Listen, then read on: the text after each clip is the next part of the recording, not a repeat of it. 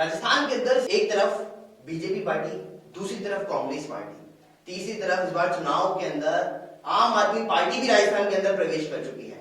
और वहीं बातचीत करें तो एक और पार्टी अभिनव लोकतंत्र पार्टी भी इस बार चुनावी मैदान के अंदर नजर आने वाली है। इसी को लेकर के आज हमारे साथ में चर्चा के अंदर अभिनव लोकतंत्र पार्टी के महासचिव दिनेश भारती स्टूडियो के अंदर मौजूद है। स्वागत है आपका स्टूडियो के अंदर। आपकी 2024 के अंदर जो चुनावी प्रक्रिया रहने वाली है वो आखिरकार क्या कुछ रहने वाली है, सबसे पहले तो इस बारे में बताइए। देखिए, विकास विकास का नारा हम आप सभी लोग सुन रहे हैं। बिल्कुल। और अगर स्टेट लेवल की बात की जाए तो राजनीति एक तरीके से राजनीति हो गई है, और राजनीति में भी सिर्फ राजा ही है, नीति तो कुछ है ही। बिल्कुल। हमारे जो राजा साहब है वो कभी दिल्ली, कभी गुजरात और कभी कहाँ घूमते रहे, उससे कोई काम तो हुआ ही नहीं पिछले 5 साल से। और मैं तो कहता हूं कि इससे पहले भी जो गवर्नमेंट थी उसमें भी कोई काम नहीं हुआ, क्योंकि आम आदमी को न तो विकास का शब्द ही सुना है उसने, न तो कोई विकास हुआ।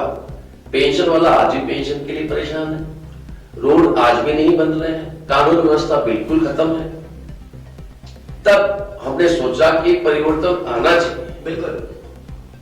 और उसका प्रयास के लिए अभिनव लोकतंत्र पार्टी पूर्ण रूप से प्रयास है। तो आपको लगता है कि बीजेपी और कांग्रेस जो राजस्थान में लगातार एक के बाद एक सरकार बनती नजर आती है, वह विकास के कार्यों में ध्यान नहीं दे रही है। इसी पर ज्यादा बातचीत के लिए हमारे साथ में करतार सिंह, जो बीजेपी से मंडल मंत्री हैं, वह भी स्टूडियो के अंदर मौजूद है। करतार जी, स्वागत है आपका स्टूडियो के अंदर। करतार जी, इनका कहना है कि अभी विकास के कार्यों के अंदर बीजेपी और कांग्रेस दोनों ही पार्टियां ध्यान नहीं देती, तो आपका क्या कुछ मानना है? देखिए, मैं सबसे पहले बता दूं, स्टूडियो में आए हुए महासचिव जी का स्वागत है।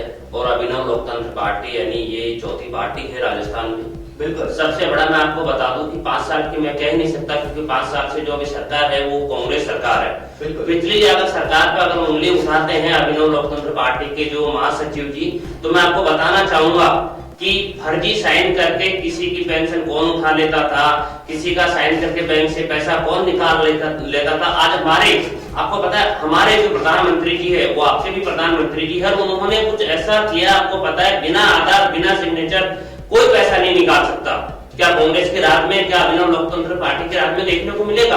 ये सब यानी जो हमारे देश के प्रधानमंत्री नरेंद्र मोदी जी ने किया। और आप कह रहे हैं कि काम सिर्फ नारा रह गया, नहीं। पिछले साल में जो सरकार हमारी थी बीजेपी सरकार, वसुंधरा राजे जो मुख्यमंत्री साहिबा थी यहाँ पे, उन्होंने आपको पता है जयपुर में सड़कों पे पानियां भरता था, जगह जगह ट्रैफिक जाम, रोडें यानी टूट जाती थी। वो पानी का यानी जो आपको पता है जिस तरीके से शुद्धिकरण किया, नाला बनवाया, नाले को यानी उसके पास में पार्क बनवाया, क्या वो कार्य नहीं है? मैं जानना चाहूंगा अभी नव लोकतंत्र पार्टी के महासचिव साहब आपसे। देखिए कि जो मेरे प्रिय मित्र ने जो कहा, बिल्कुल, आप बीजेपी के जो भी हैं, मतलब अध्यक्ष है, मंडल अध्यक्ष है, और डेफिनेटली मैं इनका स्वागत करता हूँ इस चर्चा के अंदर। पर ये मेरे शब्द नहीं है, क्योंकि आम आदमी जो है अपने स्तर में परेशान है। बात मैंने एक प्रैक्टिकल दिया इनको कि पेंशन की, अब मैंने ये कहा आज भी लोग ऑफिस के चक्कर लगा ही रहे हैं। बिल्कुल। मेरा सीधा blame BJP Bharatiya Janata party पे नहीं है, वर्किंग पार्टी जो है उस पे भी है, और उसी का मेन दायित्व भी बनता है। मैंने मुख्यमंत्री जी के लिए कहा कि वो है ही नहीं राजस्थान में, राजनीति है। राजनीति तो खत्म हो चुकी भैया, राजनीति चल रही है। राजनीति भी अच्छी होती है, पर यहाँ राजा ही है, नीति है ही नहीं। दिनेश जी, आपने कहा राजनीति नहीं राजनीति, तो इससे मैं आप सबको बताना चाहूंगा कि अभी देश के अंदर बीजेपी की सरकार है केंद्र में, और कहा यही जाता है कि एक ही के इशारे के ऊपर सब कार्य किए जा रहे हैं, और ना कि अभी महंगाई के मुद्दे देखे जा रहे हैं। आटा दाल पे टैक्स लगाया जा रहा है, दूसरी तरफ पेट्रोल डीजल के दाम बढ़ रहे हैं, और रुपया जिसकी कीमत लगातार गिरती भी जा रही है। तो करतार जी, इस पर आपका क्या कहना रहेगा? देखिए, मैं बता दूं सबसे पहले कि आटा तेल इस पे टैक्स की जो आप बात कर रहे हैं, कुछ दिन पहले पेट्रोल का भी मुद्दा उठा था। बिल्कुल। मैं आपको बता दूं राजस्थान सरकार के यानी जो कार्यकाल है, जो क्षेत्र है, उसमें आपको पता है रात को 8 बजे बाद में क्या हमारी सरकार, क्या देश के प्रधानमंत्री नरेंद्र मोदी जी कहते हैं कि रात को 8 बजे बाद में आप शराब बेचो। राजस्थान में आपको पता है कि यूपी बिहार जैसे यानी यहाँ पे यानी घटनाएं घटने लग गई। 8 बजे बाद में जो 100 रुपए की जो दारू की बोतलें बिकती है वो 250-200 में बिकती है। क्या ये सीधा सिर्फ प्रधानमंत्री जी का इशारा इस तरह नहीं है? आपको पता राजस्थान में कांग्रेस सरकार है और कांग्रेस सरकार के जो मुख्यमंत्री साहब अशोक गहलोत जी है, उनके तो एक जो उन्हीं की जो पार्टी का विधायक मानो उनको विधायकी है भी इस वक्त सचिन पायलट जी ने, उन्होंने पसीने छोड़ा रखे हैं। तो वो क्या कर पाएंगे जनता के लिए? 5 साल में उनका खुद का घर में समझौता नहीं हुआ तो वो जनता के लिए कहां से यानी कर पाएंगे? कहां से राजा बन रहे हो? ना राजा है ना यानी वो रंग है। उसको मैं यानी आम आदमी भी नहीं समझता, जो रहा चलता हुआ भी है ना मुख्यमंत्री के नाम से धरकाता हुआ नजर आता है। तो करतार जी, आपको क्या लगता है आने वाले चुनाव के अंदर बीजेपी इस बार बाजी मारती हुई नजर आएगी? बिल्कुल, मैं बता दूं आपको, अभी जो गुजरात में चुनाव होंगे कुछ ही दिनों में आपको भी पता लग जाएगा। वहां पे आपको पता है बीजेपी तैयार है पूरी तरह से, और राजस्थान में आने वाले समय में भी यानी बीजेपी ही आएगी।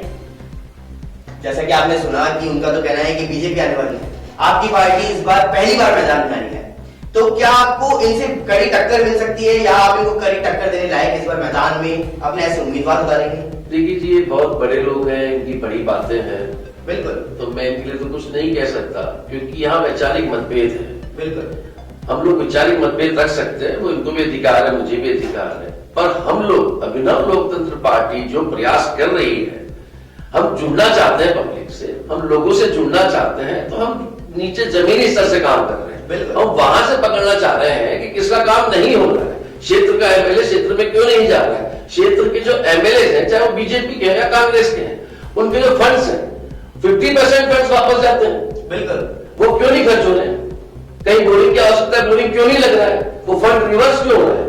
जब सरकार एक एमएलए को फंड प्रोवाइड करा रही है तो उसका लाभ पब्लिक को मिलना चाहिए। ऐसे बहुत से एमएलए 40% फंड रिवर्स इसीलिए हो रहा है ना कि आप काम कर ही नहीं रहे हो। अगर आप फील्ड में जा रहे हो, काम कर रहे हो, तो मेरे हिसाब से फिर हमारा औचित्य ही खत्म हो जाता है। पर कहीं ना कहीं सिस्टम में ब्रेक है, गड़बड़ है, और उसी सिस्टम को ठीक करने के लिए बिल्कुल सचिव साहब, मैं आपकी इस बात से सहमत हूँ और स्वागत भी करता हूँ आपका इस बात को लेकर। जहां पर बीजेपी के जो विधायक साहब है, जिनका जो क्षेत्र जो आता है, वहां पे कांग्रेस सरकार ने कहीं न कहीं रोक लगा रखी है, उनको कार्य नहीं करने दे रहे। जो विधायक कोटे से जो यानी पैसे आते हैं, कार्य के लिए जो पैसा आता है, वो बिल्कुल वापस चला जाता है। क्यों कांग्रेस सरकार इस तरीके का भेदभाव क्यों कर रही है? जहाँ कांग्रेस का विधायक है वहां तो यानी आप जाके देखो, यानी रॉयल सिटी की तरह इस तरीके से यानी आदर्श कॉलोनी की तरह कॉलोनी बनी हुई है। और कुछ जयपुर शहर जो गुलाबी नगरी है, उसी में ऐसी कॉलोनी आपको देखने को मिलेगी जहां पर यानी पैदल निकल नहीं सकता, उसमें बच्चा साइकिल नहीं चला सकता। क्यों भाई? वहां पे ये क्या हमारी ये गलत किया कि वहां से हमने बीजेपी का जो विधायक साहब चुना? क्यों? जो कार्य करेगा वो आगे आएगा, लेकिन यहाँ पे आपको पता है विधायक साहब कुछ नहीं कर पा रहे। क्यों नहीं कर पा रहे? क्योंकि कांग्रेस सरकार है, कहीं कोई भेदभाव।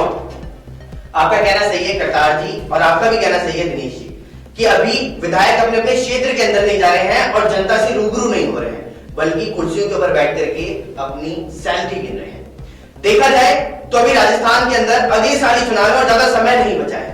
एक तरफ कांग्रेस ने जो अपने 5 साल हैं वो पूरे की पूरे लड़ाई में निकाल दिए, कुर्सी को लेकर के लड़ाई चलती रही कि सीएम की कुर्सी पे आखिरकार कौन काबिज रहेगा। और अभी तक तो अशोक गहलोत ही बने हुए हैं, लेकिन आने वाले टाइम में क्या सचिन पायलट एक कुर्सी ले पाएंगे या नहीं? क्या बीजेपी उनको कड़ी टक्कर इस चुनाव में देगी? क्या अभिनव लोकतंत्र पार्टी इसमें चुनावी मैदान के अंदर उनको कड़ी टक्कर देती हुई नजर आएगी? इन सभी के बारे में तो हम आप सभी को अपनी रिपोर्ट में जरूर बताएंगे। फिलहाल इस रिपोर्ट के अंदर और खास पेशकश में इतना ही। बने रहिए न्यूज़ 19 के साथ। नमस्कार।